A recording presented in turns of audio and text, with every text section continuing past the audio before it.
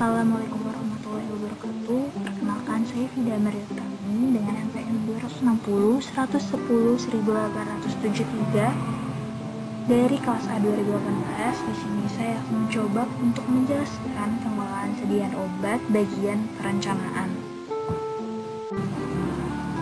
Apa saja hal yang akan coba saya jelaskan, diantaranya adalah tujuan dari perencanaan, personil yang terlibat dalam perencanaan, proses dari perencanaan, metode perhitungan kebutuhan obat, serta evaluasi dari rencana kebutuhan obat yang telah dilakukan. Perencanaan kebutuhan obat itu sendiri merupakan kegiatan untuk menentukan jumlah serta periode dari pengadaan sesuai hasil pemilihan yang bertujuan untuk menjamin terpenuhinya kriteria tepat jenis, waktu, serta efisien. Perencanaan ini dilaksanakan setiap periode tertentu dengan tujuan agar mendekatkan perhitungan perencanaan dengan kebutuhan nyata sehingga dapat menghindari kekosongan dan menjamin ketersediaan dari obat. Adapun tujuan dari kegiatan perencanaan ini dilakukan untuk mendapatkan perkiraan jenis serta jumlah obat, mendekati kebutuhan obat, meningkatkan penggunaan obat secara rasional, menjamin ketersediaan obat, menjamin stok obat tidak berlebih. Beberapa tujuan lainnya seperti untuk efisiensi anggaran, untuk memberikan dukungan data bagi estimasi pengadaan, penyimpanan, serta biaya distribusi obat, dan sebagai dasar bagi pemerintah dalam merencanakan kebutuhan obat nasional. Perencanaan kebutuhan obat ini dilaksanakan dalam beberapa tahapan. Yang pertama yaitu tahap persiapan dengan memperhatikan hal-hal berikut ini, yaitu dengan memastikan kembali program dan komoditas yang akan disusun perencanaannya, menetapkan stakeholder yang terlibat seperti pemilihan kebijakan dan partner pelaksana, kemudian memperhatikan lama waktu yang dibutuhkan, estimasi periode pengadaan, estimasi safety stock, serta memperhitungkan lead time, kemudian juga memperhatikan dari ketersediaan anggaran dan rencana pengembangan apabila ada. Tahap yang kedua yaitu melakukan pengumpulan data, di mana data yang dibutuhkan diantaranya data penggunaan obat pasien pada periode sebelumnya atau data konsumsi, sisa stok, data morbiditas, dan usulan kebutuhan obat dari unit pelayanan. Tahap yang ketiga yaitu dilakukan analisa terhadap usulan kebutuhan yang meliputi spesifikasi item obat, di mana apabila spesifikasi item obat yang diusulkan berbeda dengan data penggunaan sebelumnya, maka dilakukan konfirmasi ke pengusul. Kemudian, analisa terhadap usulan kebutuhan obat yang kuantitas kebutuhan, di mana apabila kuantitas obat yang diusulkan jauh berbeda dengan penggunaan pada periode sebelumnya, maka harus dikonfirmasi ke pengusul. Kemudian tahapan selanjutnya ialah dengan menyusun serta menghitung rencana kebutuhan obat menggunakan metode yang sesuai, di mana terdapat 3 metode, di antaranya metode konsumsi, metode epidemiologi, dan metode kombinasi dari konsumsi dan epidemiologi. Kemudian tahapan selanjutnya ialah dengan melakukan evaluasi terhadap rencana kebutuhan menggunakan analisis yang sesuai, di mana terdapat 3 metode, yaitu metode ABC, metode FRAND, dan metode dari kombinasi ABC dan FRAND. Kemudian selanjutnya dilakukan revisi terhadap rencana kebutuhan obat apabila diperlukan. Dan yang terakhir ialah IFRS akan menyampaikan draft usulan kebutuhan obat ke manajemen rumah sakit untuk mendapatkan persetujuan.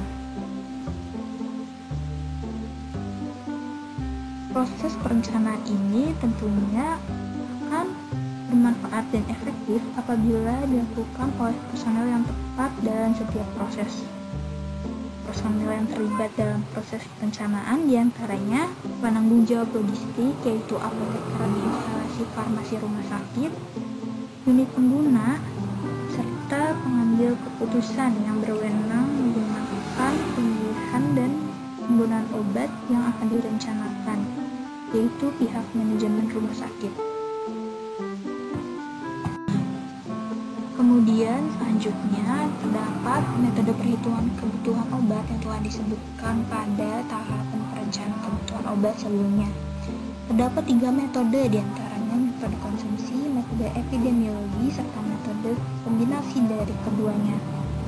Metode konsumsi ialah metode yang didasarkan pada data konsumsi di bulan atau tahun sebelumnya dengan kelebihan data konsumsi yang akurat, tidak membutuhkan data epidemiologi serta standar pengobatan. Adapun kekurangannya tidak dapat dijadikan dasar dalam mengkaji penggunaan obat serta perbaikan pola preskripsi, kemudian tidak dapat diandalkan apabila terjadi kekurangan stok obat lebih dari 3 bulan, obat berlebih, ataupun ada yang kehilangan. Kemudian metode yang kedua yaitu metode epidemiologi yang didasarkan pada kasus penyakit. Dengan kelebihan perkiraan kebutuhan obat yang mendekati kebenaran, standar pengobatan yang mendukung usaha memperbaiki pola penggunaan obat. Adapun kekurangannya ialah memerlukan waktu yang banyak serta tenaga yang terampil, data penyakit sulit diperoleh secara pasti, serta dapat terjadi kekurangan obat karena adanya wabah. Kemudian metode yang terakhir ialah metode kombinasi, di mana metode ini digunakan untuk obat dan alat kesehatan yang terkadang fluktuatif, menggunakan koreksi pola penyakit, perubahan jenis atau jumlah tindakan, perubahan pola reseptan, serta perubahan kebijakan dari layanan kesehatan. Berikut ini terdapat contoh soal dari metode konsumsi di mana dapat diselesaikan menggunakan rumus CT sama dengan C.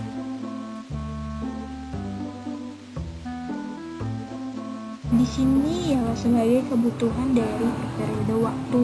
Pada kasus diketahui CA sebagai kebutuhan rata-rata waktunya sebanyak 2000 infus, kemudian dikali T sebagai lama kebutuhan yaitu setiap 2 bulan sekali, tambah safety stock yang ditentukan dengan cara lead time dibagi jumlah hari per bulan, kemudian dikali CA, dan dikurangi sisa stok, di mana pada kasus diketahui sisa stoknya sebanyak 1000 infus, sehingga diketahui CT-nya sebanyak 4.400 dan anggaran yang harus dikeluarkannya sebesar 44 juta rupiah.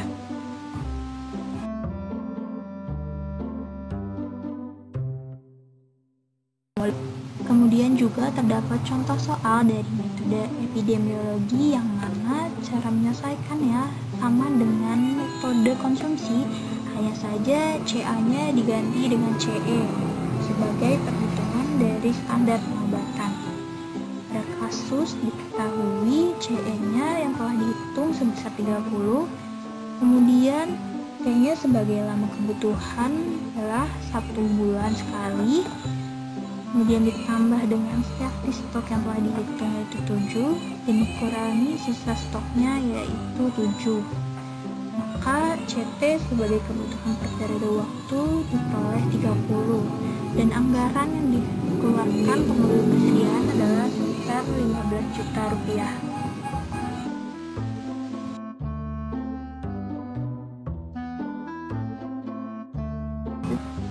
Kemudian selanjutnya terdapat juga contoh soal dari metode kombinasi yang dapat diselesaikan dengan cara CA ditambah CE dikali T ditambah safety stock dikurangi sisa stok.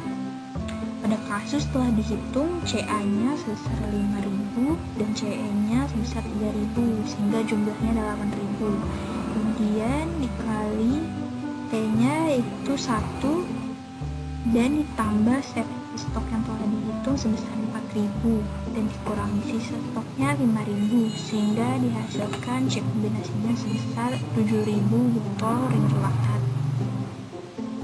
Kemudian selanjutnya terdapat metode pada evaluasi rencana kebutuhan obat, yaitu terdapat 3 metode. Metode ABC, metode Venn, serta metode kombinasi dari ABC dan Venn.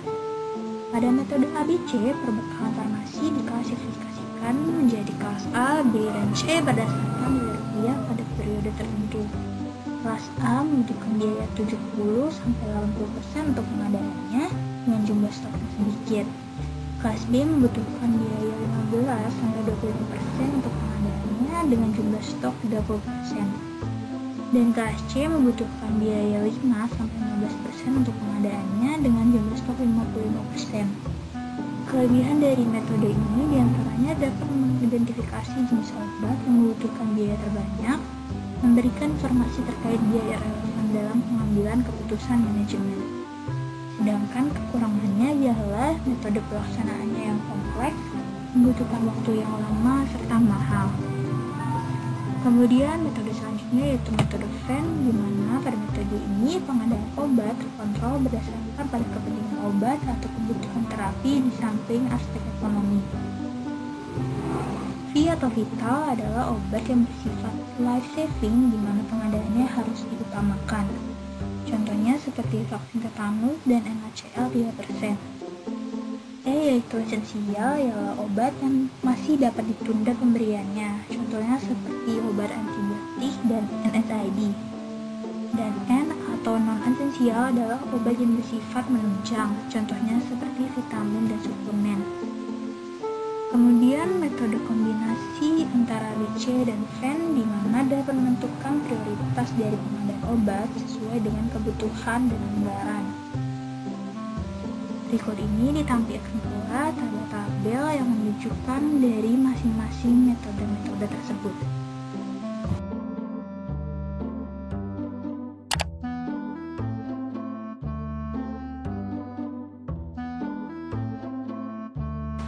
Bagian dari pengelolaan sediaan obat selanjutnya ialah bagian pengadaan. Adapun beberapa hal yang akan dibahas ialah tujuan dari pengadaan, prinsip pengadaan, metode pembelian, metode pembayaran, serta penerimaan. Pengadaan obat ini merupakan proses penyediaan obat yang dibutuhkan oleh unit pelayanan kesehatan seperti rumah sakit atau apotek. Tujuan dari pengadaan obat ini diantaranya ialah untuk merealisasikan kebutuhan yang telah direncanakan sebelumnya dan juga untuk mendapatkan program farmasi dengan harga, mutu, serta pengiriman yang baik. Adapun prinsip dari pengadaan obat ini diantaranya ialah mutu obat terjamin, memenuhi kriteria, khasiat, keamanan, keabsahan obat, serta telah memiliki izin edar atau nomor registrasi. Pengadaan obat dilakukan secara efisien serta efektif sesuai dengan kebutuhan. Pengadaan obat program kesehatan melalui industri farmasi atau pedagang besar farmasi.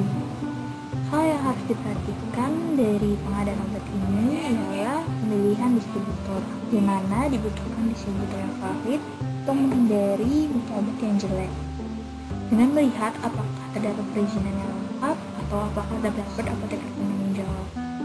Kemudian hal yang lain yang harus diperhatikan ialah SP atau surat pesanan. Terdapat beberapa jenis SP atau surat pesanan.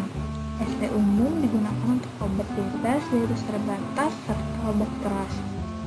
SP narkotika digunakan untuk satu SP untuk satu jenis obat, di mana di Indonesia distributor dari narkotika adalah Kimia Farma. SP psikotropika, di mana satu SP-nya digunakan untuk lebih dari satu obat, dan juga terdapat SP untuk obat tertentu serta SP prekursor. Berikut ini terdapat beberapa metode pembelian, diantaranya metode tender terbuka, metode tender terbatas, pembelian dengan negosiasi, dan pengadaan langsung. Pada metode tender terbuka yang melibatkan berbagai sumber penyediaan obat, didapatkan kelebihan dengan penetapan harga lebih murah, namun kekurangannya memakan waktu yang lama, biaya pelaksanaan tender cukup tinggi, kualitas obat kurang baik, serta memerlukan staf yang kuat dan perhatian penuh. Kemudian pada tender terbatas, didapatkan kelebihan, biaya yang lebih hemat, dan beban kerja lebih ringan dibandingkan dengan tender terbuka. Kemudian apabila terjadi kesalahan, mudah mengurusnya, dapat mengurangi risiko lead time yang terlalu panjang, dan harga masih dapat dikendalikan. Namun kekurangan dari metode ini ialah tidak dapat memantau kualitas obat. Kemudian metode selanjutnya yaitu metode pembelian dengan negosiasi. Metode ini ditujukan apabila item obat tidak urgent dan tidak dalam jumlah banyak. Metode ini relatif sederhana dan memiliki waktu yang lebih pendek, serta pengelola obat dapat menawarkan secara rinci kepada pemasok. Metode ini sering digunakan untuk kontrak pengadaan obat jangka panjang. Kemudian metode yang terakhir yaitu metode pengadaan langsung. Dilakukan pembelajaran sesuai kebutuhan langsung kepada pemasok. Kelebihan dari metode ini diantaranya kualitas lead time. Apabila suatu saat terjadi kekosongan obat, dapat langsung menghubungi distributor. Sedangkan kelemahannya ialah harganya yang relatif lebih mahal. Kemudian selanjutnya terdapat beberapa metode pembayaran, diantaranya metode konsinyasi, metode COD, serta metode kredit. Pada metode konsinyasi dilakukan dengan memberikan suatu barang kepada pihak lain agar pihak tersebut dapat melakukan pengendalian, penyimpanan, maupun perawatan terhadap barang, sehingga barang tersebut dapat terjual. Metode ini dilakukan setelah terdapatnya perjanjian di antara kedua pihak. Kemudian metode pembayaran COD dilakukan secara tunai pada saat pesanan tiba di tujuan. Dan yang terakhir metode kredit, di mana metode ini dilakukan selama jangka waktu tertentu dengan jumlah yang telah ditentukan. Kemudian selanjutnya penerimaan obat, di mana penerimaan obat ini merupakan suatu kegiatan untuk menjamin kesesuaian jenis, spesifikasi, jumlah, mutu, waktu penyerahan, serta harga yang tertera dalam kontrak atau surat pesanan dengan kondisi fisik yang diterima. Hal-hal yang perlu diperhatikan dari penerimaan obat ini diantaranya ialah kesesuaian antara yang dipesan dengan yang diterima, kesesuaian dengan faktur, kondisi fisik. Kemudian dilakukan pencatatan di buku penerimaan, serta dibuat berita acara penerimaan.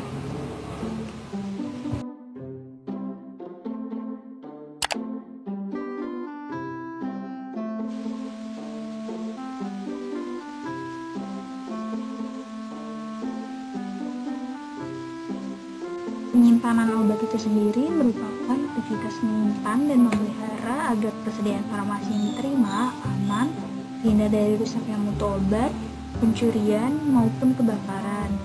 Tujuan dari aktivitas tersebut ialah diantaranya memelihara mutu persediaan farmasi agar senantiasa dalam keadaan baik, kemudian menghindari penggunaan yang tidak bertanggung jawab, menjaga ketersediaan obat setiap kali diperlukan, serta memudahkan pencarian dan pengawasan. Bagaimana penyimpanan obat dapat dilakukan? Obat dapat disimpan berdasarkan stabilitasnya, bentuk sediaannya, kelas farmakoterapinya, atau bisa secara alfabetis. Kemudian juga terdapat penyimpanan obat khusus seperti narkotika, psikotropika, OOT, dan prekursor. Ada penyimpanan psikotropika seperti kodein HCl, kotifon, sanas, dan pada penyimpanan psikotropika trazepam dan diazepam dapat disatukan dalam lemari yang sama namun terdapat zat yang berbeda.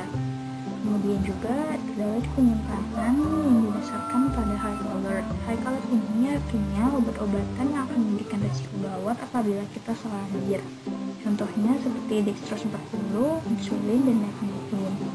Kemudian juga terdapat penyimpanan yang didasarkan pada rasa atau localized and sound-like, di mana tidak boleh ditempatkan berdampingan dan diberi penanda khusus atau dapat diselangi oleh satu obat.